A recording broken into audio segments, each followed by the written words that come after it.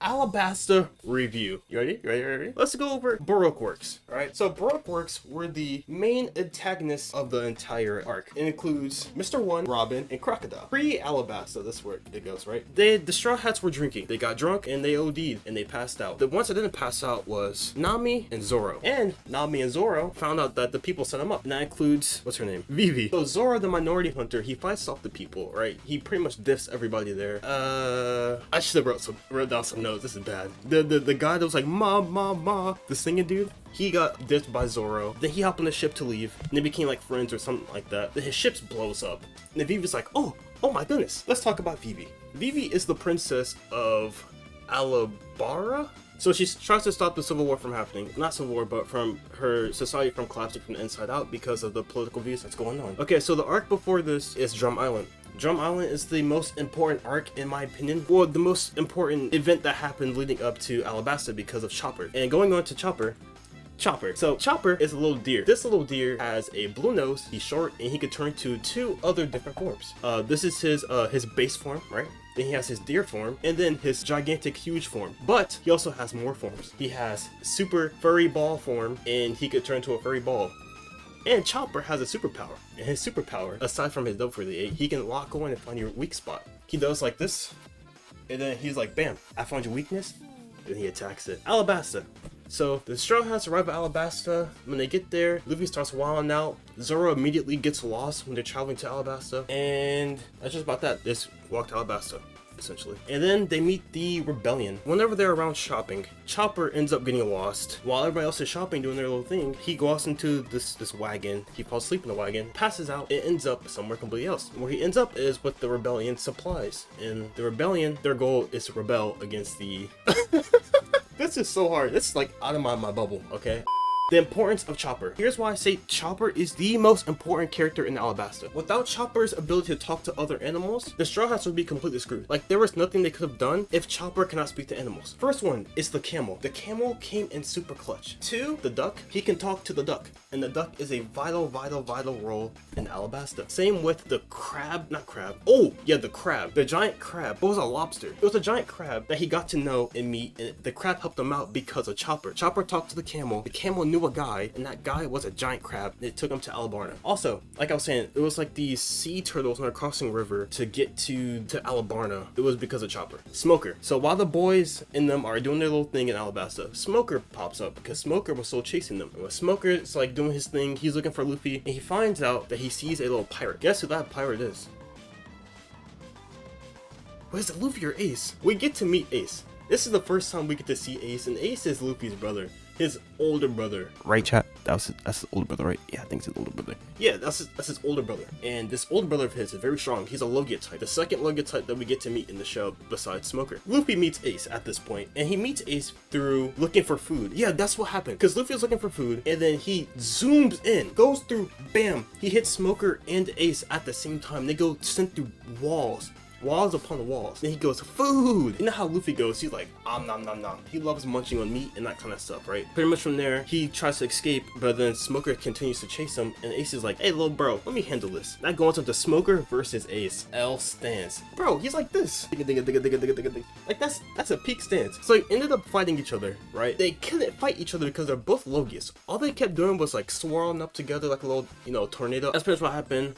And going on to the next slide, the Crocodile Casino. So Smoker continues to chase them, and he chases them into the Crocodile Casino. That's just pretty much this whole entire slide's about, I'm not gonna lie. Ace's meat is literally fire. What does it gotta do with anything?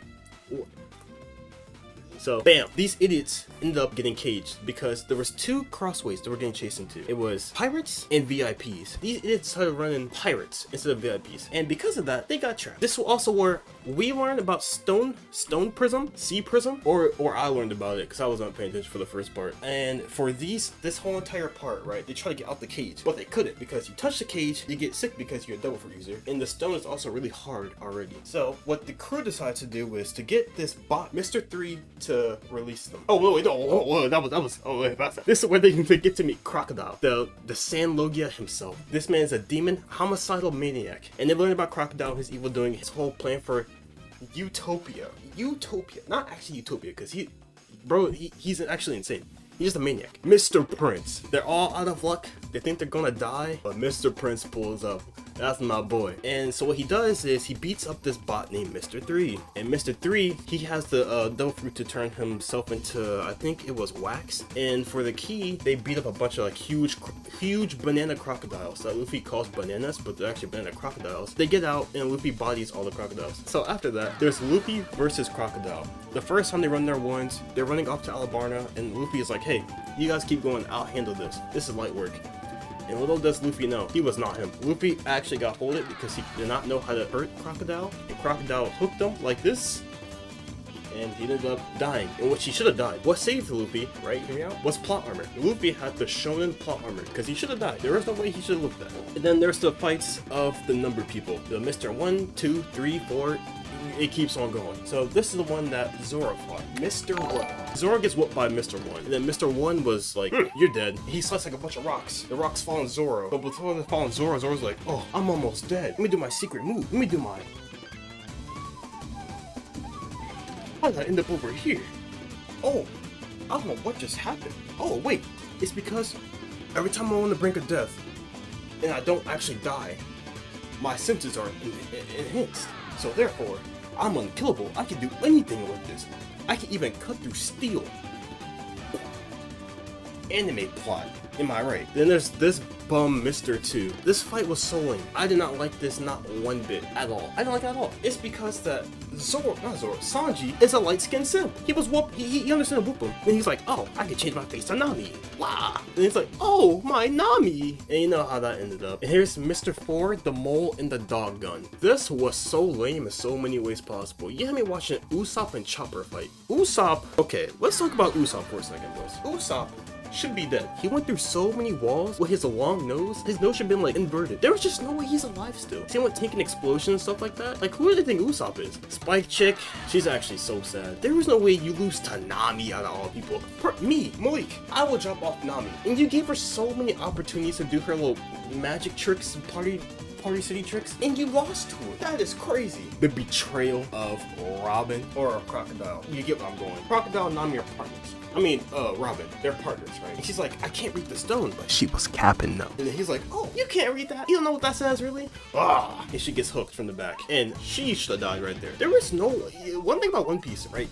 The stuff that should kill, like, I wouldn't say normal people, but like, are fatal blows. They're not actually fatal blows. And also, like, their teeth comes back. Make it make sense. Luffy versus Crocodile Part 2. Luffy gets saved by plot once again. And here's why I say that. Because he didn't know that blood was going to be able to hurt him. It just happened to work. And then Crocodile told him. Crocodile said it's the blood on his body that's, or if it wasn't Crocodile, it was the old man that was dying, Vivi's father, and literally told him that what makes him super effective now. And so because of that, he's able to whoop Crocodile severely bad. Without his Logia, this man Crocodile's actually trash. It is crazy. You can't make this up. This man Crocodile got folded hard. Yeah, I don't know why his toe is like that, I'm not gonna lie, but I might need to print screen real quick. Alright, that's for later. Now, overall rating this arc right here, Alabasta, I'd give it an 8.5. And the reason why I give it 8.5, not a 10, is because of one, I do think the fights against the number people were like a little dragged out, just a tad bit. I do think if it was like shortened and like more condensed, it would have been better. I just didn't really care to see Usopp and Chopper fighting off those grunts. I really did not care at all. That was my overall review. I think I did a horrible job. What do you guys think? I think that job was quite bad. I don't think it was just a review. I'm just talking at this point. But what do you guys think about that? Would you guys want more reviews like this in the future or for future arcs? Yeah. Okay. I got you.